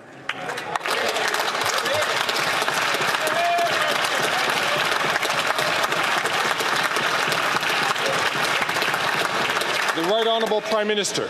Speaker, we are committed to ensuring full accountability, decisive action, and the implementation of necessary reforms to UNRWA. Right now, we need to respond to the horrific humanitarian crisis in Gaza, and that's exactly what we're doing. We're calling for a ceasefire in Gaza. We're calling for a ceasefire between Hezbollah and Lebanon, between Hezbollah and Israel. We know that we condemn Iran for its horrific attack. Israel has the right to respond, but we certainly hope there is not further escalation of this conflict as it spreads further and further and harms more civilians. I wish to draw the attention of members to the presence in the gallery of the Honourable Kent Smith. Okay, so I don't know if they're gonna do a vote again. I was gonna go a little bit longer. We'll see what happens here.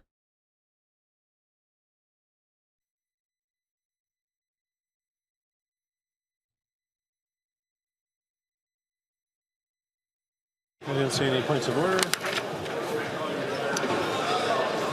It being 3:24, the House will now proceed to the taking of the deferred recorded division on the motion of Mr. Blanchet. Relative aux travaux des subsides. Okay, so I'm not sure if the bloc is calling for an election right now or not, but I don't even know if they have the power to do so. We're about to find out. This is something they were pushing for it really, really hard yesterday and today. And obviously, Pierre and the Conservatives have been pushing for an election for months now. I guess we shall see what happens here.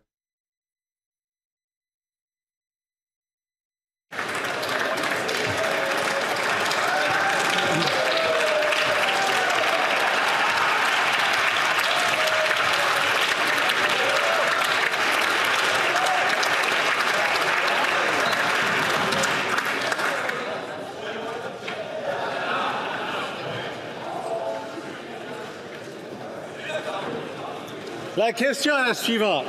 The question is as follows. Mr. Blanchet, seconded by Mr. Terrien, moved that the House call upon the government to take the necessary steps to ensure that a royal recommendation is granted as soon as possible to Bill C-319, an act to amend the Old Age Security Act. Okay, so they're actually doing it. Okay. The 10-minute Let's period see what for happens. members voting electronically has started, and the House will now proceed to the vote for members participating in person. All those in favor of the motion will please rise. Blanchet. Monsieur Blanchet. Monsieur Sainte-Marie. Monsieur Saint-Marie. Monsieur Terrien. Monsieur Terrien. Madame Normandin. Madame Normandin. Monsieur Simard. Monsieur Simard. Monsieur Bergeron. Monsieur Bergeron. Monsieur Garon. Monsieur Garon. Madame de Bellefeuille. Madame de Bellefeuille. Monsieur Fortin. Monsieur Fortin. Monsieur Brunel-Duceppe. Monsieur Brunel-Duceppe. Monsieur Thériault. Monsieur Thériault. Madame Gaudreau. Madame Gaudreau. Madame Larouche. Madame Larouche. Monsieur Perron. Monsieur Perron. Monsieur Barsalou-Duval. Monsieur Barsalou-Duval. Monsieur Plamondon. Monsieur Plamondon. Madame Vignola. Madame Vignola. Monsieur Savard-Tremblay. Monsieur Savard-Tremblay. Madame Posé. Madame Posé. Monsieur Champoux. Monsieur Champoux. Monsieur Beaulieu. Monsieur Beaulieu. Mr. Shampoo. Monsieur Lemire. Madame Sinclair-Desgagnés. Madame Sinclair-Desgagnés. Madame Chabot. Madame Chabot. Madame Desbiens. Madame Desbiens. Monsieur Blanchet-Jonca. So it did look like there were members that did not stand up here. Monsieur Sauvé. Monsieur Sauvé. Mr. Scheer. Mr. Scheer. Mr. Schmale. Mr. Schmale. Mr. Bazan. Mr. Bazan. Mr. Williams. Mr. Williams. Mr. Perkins. Mr. Perkins. Mr. Brock. Mr. Brock. Mr. Deltel. Monsieur A lot of Deltel. conservatives that are not Stubbs. standing up as well. Mr. Paulus. Monsieur Paulus. Mr. Upal. Mr. Upal. Miss Lewis Haldeman Norfolk. Ms. Lewis Haldeman Norfolk. Mr. Barrett. Mr. Barrett. Mrs. Gray. Mrs. Gray. Mr. Barlow. Mr. Barlow. Mr. Ellis. Mr. Ellis. Mr. Kelly. Mr. Kelly. Mr. Baldinelli. Mr. Baldinelli. Mr. Cooper. Mr. Cooper. Mr. Jennis. Mr. Jennis. Mr. Small. Mr. Small. Mr. Lawrence. Mr. Lawrence. Mr. Richards. Mr. Richards. Mr. Berthold. Monsieur Berthold. Mr. Workington. Mr. Workington. Mr. Chong. Mr. Chong. Mr. Abultaif. Mr. Abultaif. Mrs. Kuzi. Mrs. Kuzi. Miss Ferrari. Miss Ferrari. Mrs. Block. Mrs. Block. Mr. Viss. Mr. Viss. Mr. Doherty. Mr. Doherty. Mr. McCauley and Minton West. Mr. McCauley Edmonton West. Mr. Lloyd. Mr. Lloyd. Mr. Brassard. Mr. Brassard. Mrs. Goodrich. Mrs. Goodrich. Mr. Moore. Mr. Moore. Mr. Godin. Monsieur Godin. Mr. Hobach. Mr. Hoback. Mr. Morantz. Mr. Morantz. Mrs. Roberts. Mrs. Roberts. Mr. Malillo. All the grifter lefties. Mr. Tucker. Miss Blood. Mr. Ledoux. Mr. Canna. Mr. Canna. Mrs. Cramp Nyman. Mrs. Cramp Nyman. Madame Vien. Madame Vien. Mr. Patzer. Mr. Patzer. Mrs. Gallant. Mrs. Gallant. Mr. Shipley. Mr. Shipley. Mr. Muse. Mr. Muse. Mr. Redicott. Mr. Redicott. Mr. Van Popta. Mr. Van Popta. Mr. Waugh. Mr. Waugh. Mr. Calkins. Mr. Calkins. Mr. Leroux. Monsieur Leroux. Mr. Généreux. Monsieur Généreux. Mr. Genereux. Mr. Genereux. Mr. Lobb. Mr. Lobb. Mr. Major. Mr. Major. Mr. Davidson. Mr. Davidson. Mr. Martel. Mr. Martel. Mr. Gould. Monsieur Gould. Mr. Caputo. Mr. Caputo. Mr. Epp. Mr. Epp. Mr. Zimmer. Mr. Zimmer. Mr. Dreeshen. Mr. Dreeshen. Mr. Crown. Mr. Crown. Mr. Tolmie. Mr. Tolmie. Mrs. Wagenthal. Mrs. Wagenthal. Mr. Bragdon. Mr. Bragdon. Mr. Allison. Mr. Allison. Mr. Dalton. Mr. Dalton. Mr. Nader. Oh, they do it row by row or some Mrs. shit? I don't even know what's going on. This is the first time I've covered Mr. Beyond McLean. Question period. Mr. Weber. Mr. Weber. Mr. McGuire. Mr. McGuire. Might have to Mr. start Reed. doing this Mr. more Reed. often. Mr. Might have to go Shields. a little bit Mr. beyond Bob just to Pavansky. see what actually happens Mr. here. Mott. Mr. Motts. Mr. Williamson. Mr. Williamson. Mr. Arnold. Mr. Arnold. Mr. Morrison. Mr. Morrison. Mr. Soroka. Mr. Soroka. Mrs. Vecchio. Mrs. Vecchio. Mr. Vidal. Mr. Vidal. Mr. Dowdle. Mr. Dowdle. Mr. Vierson. Mr. Vierson. Mr. Ruff. Mr. Ruff. Mr. Fast. Mr. Fast. Mr. Kitchen. Mr. Kitchen. Mr. Leslie. Mr. Leslie. Mr. Giovanni. Mr. Kitchen. Giovanni. Mr. Julian. Mr. Julian.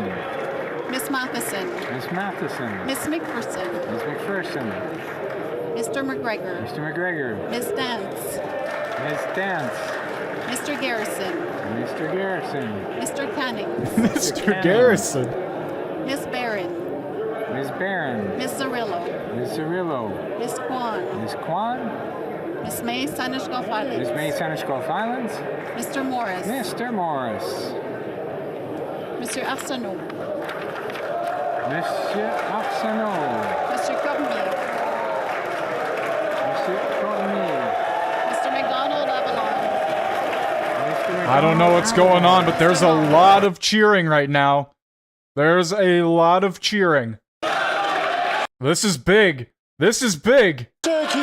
All those opposed to the motion will please rise. Ms. Gould. Ms.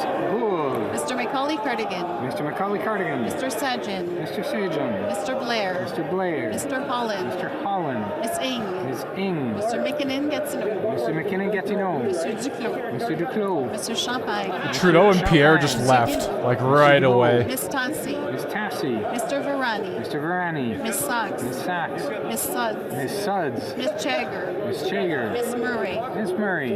Mr. McKay. Mr. McKay. Miss Grove. Miss Grove. Mr. McGinty. Mr. McGinty. Mr. Scarpalagia. Mr. Scarpalagia. Mr. Vandal. Mr. Vandal. Miss Cara. Miss Cara. Madame Saint-Onge. Madame Saint-Onge. Miss Haidu. Miss Haidu. Mr. Miller. Monsieur Miller. Miss Sahota. Miss Sahota. Madame Jolie. Madame Jolie. Madame Leboutillier. Madame Leboutillier. Madame Bibot. Madame Bibot. Mr. Hussain. Mr. Hussain. Madame Petit-Pateller. Madame Petit-Pateller. Mr. Ananda Sangare. Mr. Ananda Sangari. Madame Martinez Ferrada. Madame Martinez Ferrada. Mrs. Valdez. Mrs. Valdez. Mr. Mandachino. Mr. Mendocino. Miss Jazek. Miss Jazek. Mr. Dollywall. Mr. Dollywall. Mr. Area. Mr. Area. Mrs. Romanado. Mrs. Romanado. Mr. Sheehan. Mr. Sheehan. Miss O'Connell. Ms. O'Connell. Mr. Oliphant. Mr. Oliphant. Mr. Lamoureux. Mr. Elephant. Mr. Lamoureux. Madame Fortier. Madame Fortier. Mr. Bruson. Mr. Bruson. Mr. Vancouverden. Mr. Vancouverden. Monsieur Lozon. Monsieur Lozon. Mr. May Cambridge. Imagine your last name being Miss Dillon. Elephant. Ms. Dillon. Mr. Zerowitz. Ms. Zerowitz. Monsieur Yacono. Monsieur Yakano. Mr. Johari. Mr. Johari. Mr. Lightbound. Mr. Lightbound. Mr. Nakvi. Mr. Nakfi. Mr. Sidhu Brampton East. Mr. Cedar Brampton East. Mr. Badaway. Mr. Badaway. Miss Dama. Ms. Damoff. Mr. Sousa. Mr. Sousa. Mrs. Atwin. Mrs. Atwin. Mr. Maloney. Mr. Maloney. Mr. Sarai. Mr. Sarai. Ms. Vandenbell. Ms. Vandenbell. Mr. Sanson. Monsieur Sanson. Mr. Serré. Monsieur Serré. Madame Koutrakis. Madame Koutrakis. Madame Brière. Madame Brière. Mr. Fisher. Mr. Fisher. Mr. McKinnon, Coquitlam, Port Coquitlam. Mr. McKinnon, Coquitlam, Port Coquitlam. Mr. McLeod. Holy shit, that was the last name. Mr. Morrissey. Mr. Morrissey. Monsieur Robillard. Monsieur Robillard. That was quite the last name. Madame Shanahan. Miss Cedar Brampton South. Miss Cedar Brampton South. Mr. Sorbera. Mr. Sorbera. Miss Sepfner. Miss Hefner. Mr. Turnbull. Mr. Turnbull. Mr. Noor Mohammed. Mr. Noor Mohammed. Mr. Chang. Mr. Chang. Mrs. Zaid. Mrs. Zaid. Madame Lambropoulos. Madame Lambropoulos. Mr. Rogers. Mr. Rogers. Ms. Yip. Ms. Yip. Miss Latanzio. Miss Latanzio. Mr. Louis Kitchener Conestoga. Mr. Louis Kitchener-Conestoga. Mr. Pulowski. Mr. Pulowski. Mr. Van Bynen. Mr. Van Bynen. Madame Mendez. Madame Mendez. Mr. Ali. Mr. Ali. Mr. Baines. Mr. Baines. Miss Bradford. Miss Bradford. Madame Châtel. Madame Châtel. Mr. Collins, Hamilton East, Stony Creek. Mr. Collins, Hamilton East, Stony Creek. Mr. Koto. Mr. Koto. Madame Diab. Madame Diab. Mr. Gahir. Mr. Gahir. Madame Lapointe. Madame Lapointe. Mr. Meow. Mr. Meow. Miss Taylor Roy. Miss Taylor Roy. Miss Thompson. Miss Thompson. Mr. Carr. Mr. Carr. Miss Gainey. Miss Gainey. Mr. El Khoury. You got Zerowitz. There's Assassi. Back to Mr. Assassi. Mr. Assassi. Mr. El Khoury. Monsieur El Khoury.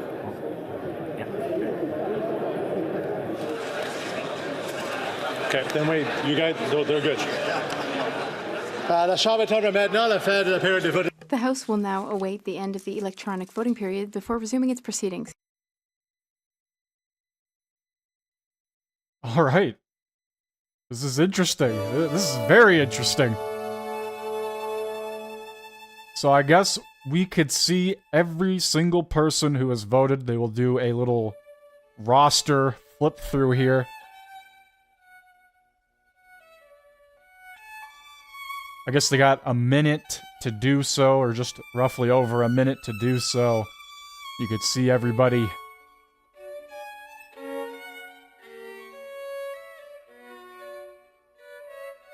There's Pierre. I guess it's just unanimous. If you don't show up, you just unanimously vote. I don't know.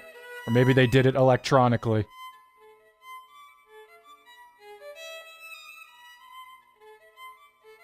Who actually knows?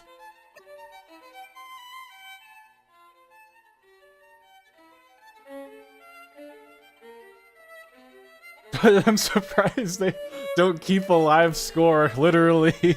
Fucking showing off the entire team. Where they're from. What party they're with.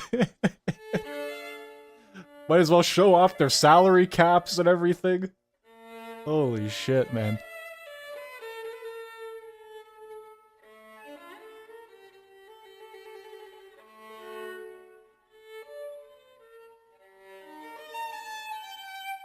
Jagmeet voted yes.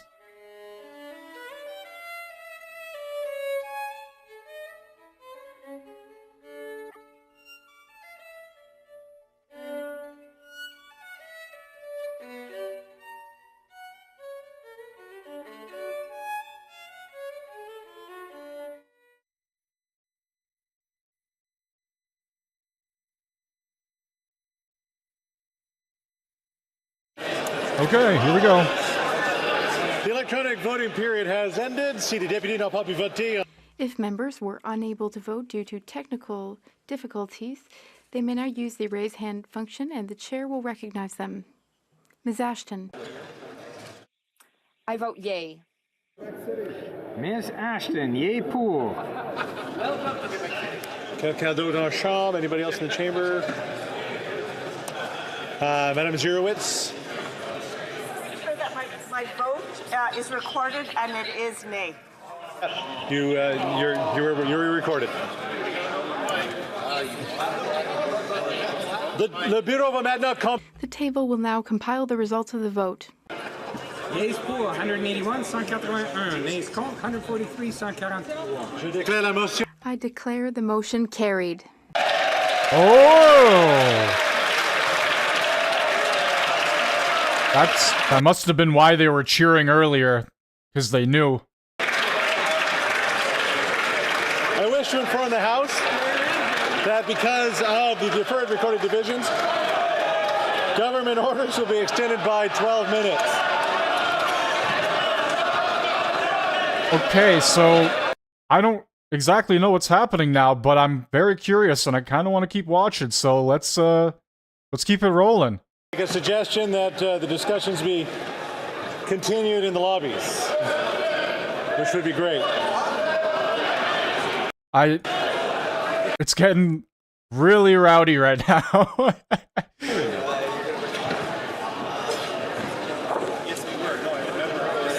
I wish to inform the House that the volume of the earpieces will now be reset. Les députés qui utilisent leur oreillette. Members using their earpieces at this time will have to readjust the volume. Affaires courantes ordinaires, daily routine of business, tabling of documents, dépôt de projet de loi émanant. Introduction of government bills.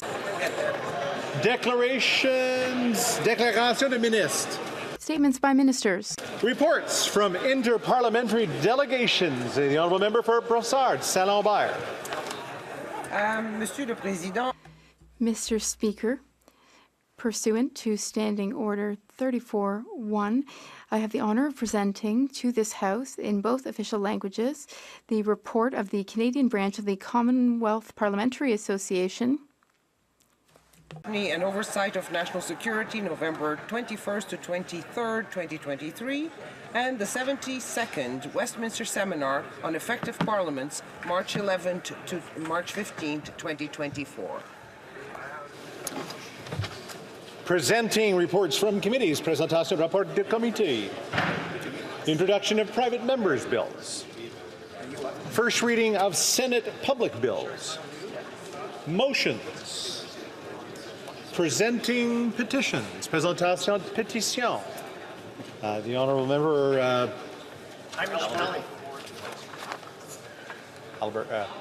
Halliburton, Coeur de Lakes, Brock.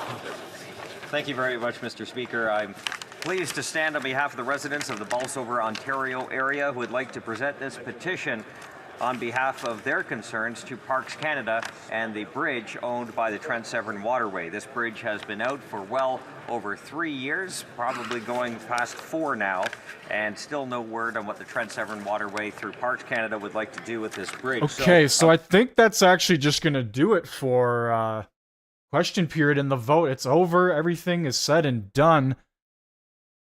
These are just routine proceedings now. I don't actually entirely know if that was something the Conservatives wanted at the end of the day, but I guess they all voted for it, and it passed through. Now I guess it's up to the Conservatives, the Bloc, and the NDP to try and work something out to vote for non-confidence in the Liberals to then try and get Trudeau out of power. I don't know how that's going to work, though, because the NDP, they're fucking ridiculous about 90% of the time, 99% of the time. And the Bloc, you can never deal with them. They only care about Quebec and Quebecers. So I guess it will be interesting to see what happens in the next coming days here if Pierre calls for another vote of non-confidence in Trudeau, and if that actually ends up going through. I doubt it, but we will see. That's going to do it for me today. Thank you everybody for joining. If you are new, make sure you hit that sub button, hit that like button, and I will see you for question period tomorrow. Have a good one.